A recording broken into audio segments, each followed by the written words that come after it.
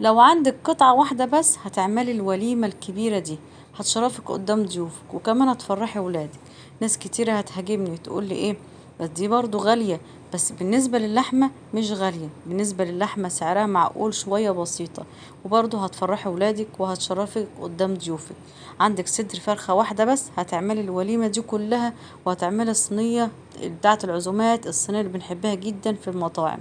نسمي الله ونصلي على الحبيب ونشوف عملنا الحلو ده ازاي. كان عندي هنا صدر واحد فرخة، صدر واحد بس قطعته شرايح زي ما انتوا شايفينه كده، انا عايزاه التقطيعة دي. تمام، اكنك هتعملي بانيه بالظبط، بس مش هنعمل بانيه. ما مش كل حاجة هنجيب بانيه، وهنعمل بانيه ومكرونة الاكلة المعتادة اللي احنا متعودين عليه. هنعمل النهاردة اكلة حلوة جدا جدا. جبت بولة فاضية، حطيت فيها معلقتين كبار من الصويا صوص، معلقتين كبار من دبس الرمان، وكمان حطيت بابريكا، وهحط كاري من كل حاجة كده نص معلقة صغيرة، توم باودر وبصل باودر. تمام، فلفل اسمر. هظبط الملح بتاعي. تمام كده. وكمان كان عندي هنا عسل نحل، والعسل الابيض ده اختياري بس بيدي طعم جميل جدا في التتبيلة دي. حطيت كده حوالي معلقة كبيرة من العسل بالشكل ده، وهقلب كل الخلطة الجبارة دي في قلب البانيه بتاعي. طبعا ظبطت الملح بتاعنا، متنسوش الملح. وهسيبها كده ساعة ساعتين براحتك، مش مستعجلة عليها، سيبيها ان شاء الله حتى يوم بليلة. انا سبتها ساعة كده واشتغلت فيها على طول. جبت كده حوالي معلقة كبيرة من الزبدة، معلقتين تلاتة كده من الزيت، وهسيبهم كده لمجرد ما هتسيح كده بنزل بقى بشرايح الفراخ بتاعتي او البانيه بتاعي بالشكل ده. شايفين؟ والله العظيم صدر واحد فرخة واحد بس عملت لك وليمة، عملت لك وليمة. بص، عملت لك الأكلة دي كلها.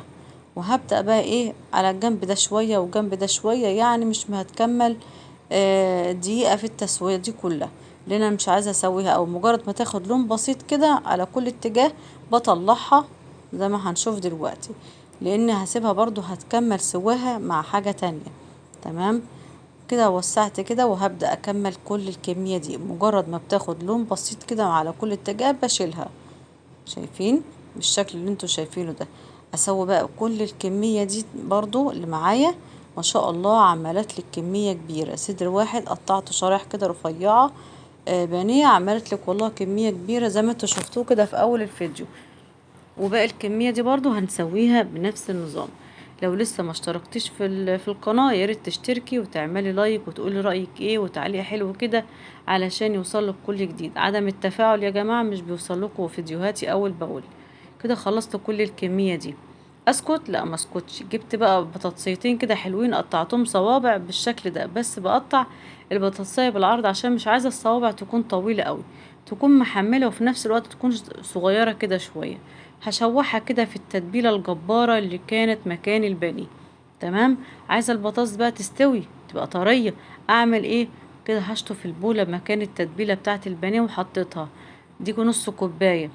تمام. هسيبها بقى اول ما تشرب المية بتاعتها بالشكل ده، بحط لها كمان نص كوباية في الاخر. يعني كل الحكاية ان البطاطس دي خدت ايه، خدت كوباية واحدة من المية.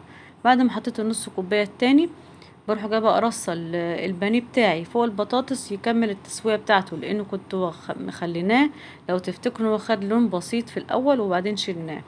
برصه كده في الطاسه فوق البطاطس، وبغطي بغطا كده، وبهدي النار خالص عليه، وبسيب بقى كل المكونات الحلوه دي تشرب من بعضها.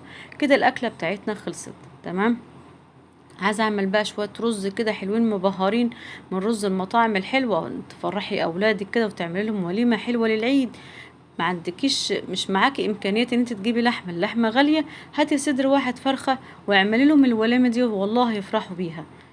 تمام. جبت بصلايه كده مفرومه، شوحتها كده بسيط، حطيت معلقه صغيره من الكاري، معلقه صغيره من الكركم، وهبدا اشوحها كده ورق لورا وحبهان. تمام.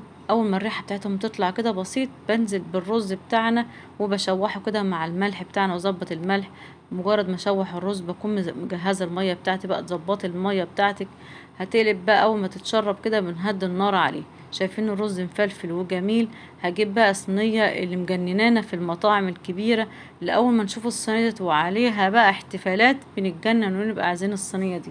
ادي انت جبت صدر واحد من البانيه أو من الفراخ، عملت وليمة وفرحت ولادك، فرحت جوزك، وانت كمان فرحتي بالمنظر والشكل ده. مش لازم أن تكوني تجيبي لحمة بقى وتجيبي الامكانيات اللي انت ما تقدريش عليها. ودي البطاطس هنوزعها برضو معاها، تبقى تحفة والله. البطاطس تصدق البطاطس كانت اطعم من البانيه كمان، كانت طعمها جميل جدا. ايه رأيكم بقى في الاكلة ديت؟ لو عجبك الفكرة وعجبتك الأكلة، يا ريت ما تنسوش بقى ايه تشجعوني كده بتعليق عشان الفيديو يوصل لكل الناس. سلام عليكم.